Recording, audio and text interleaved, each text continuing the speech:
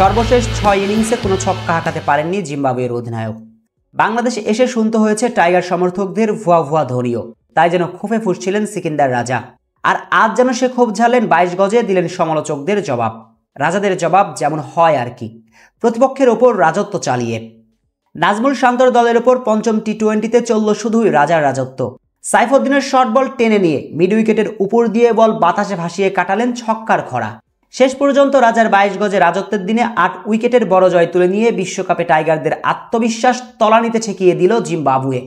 বিশ্বকাপে খেলতে না পারা দল জিম্বাবুয়ের বিপক্ষে, যাদের পুরো সিরিজ জুড়ে সংগ্রাম করতে হয়েছে, তাদেরকে নিয়ে কি বিশ্বকাপে আদেও বড় স্বপ্ন দেখা যায়?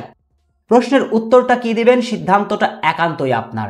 জিম্বাবুয়ের বিপক্ষে পঞ্চম টি-20তে নামার আগে হঠাৎ ইনজুরিতে পড়েন তাসকিন আহমেদ। তাসকিন শেষ পর্যন্ত বিশ্বকাপে খেলতে পারবেন তো? এমন ঘোর চিন্তা দুঃসংবাদ নিয়ে সিরিজের শেষ টি-20তে জিম্বাবুয়ের বিপক্ষে ব্যাটিংয়ে আসে নাজমুল শান্তর দল। আগে ব্যাটিংয়ে এসে 158 রানের টার্গেট দিয়েছিল বাংলাদেশ।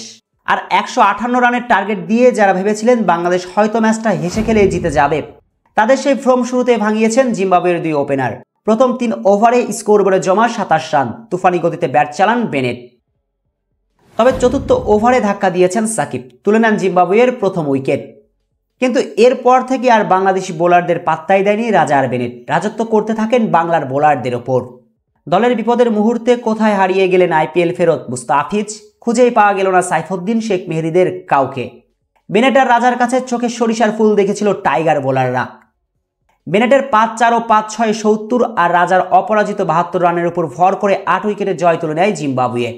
অবশ্য টাইগারদের ব্যাটিং ইনিংসের শুরুতেই সৌম্যর বড় ছক্কায় আশার আলো দেখেছিল টাইগার সমর্থকরা। কিন্তু দ্বিতীয় ওভারে ছন্দপতন, আগের ম্যাচে 50 হাঁকানো তানজিদ এই ম্যাচেও ব্যর্থ। এর কিছু পরে জুনিয়র তামিমকে অনুসরণ করেন সৌম্য হৃদয়। বাংলাদেশ তখন 15 রানে 3 উইকেট হারানো দল। টপ অর্ডারের আরও একটা ব্যর্থতার পর অধিনায়ক শান্তকে নিয়ে ফুরিয়ে যাওয়া রিয়াদেই বাংলার স্বস্তি। আরও একবার রিয়াদ দেখালেন বুড়ো হারের ভেলকি। প্রথমে নাজমুল শান্তকে নিয়ে প্রাথমিক ধাক্কা সামলিয়েছেন, তবে দলীয় 85 রানে নাজমুল শান্তর বিদায়ের পর সাকিবকে সঙ্গে নিয়ে বাংলাদেশকে বড় সংগ্রহের পথে রাখেন রিয়াদ। আগের ম্যাচেও যারা রিয়াদকে বসিয়ে রেখে বারবার রিয়াদের ক্যারিয়ারে টানতে চান এপিটাফ, তাদেরকে যেন রিয়াদের জবাব। এই নিয়ে নিজের খেলা সবশেষ 5 ইনিংসের 2টিতেই 50 হাঁকালেন রিয়াদ। তবে দলীয় 128 রানে রিয়াদ ফিরে যাবার পর বাংলাদেশ জাকের আলী অনেকের ক্যামিওতে পায় 157 রানের পুঁজি। কিন্তু তাতেও শেষ রক্ষা হয়নি টাইগারদের।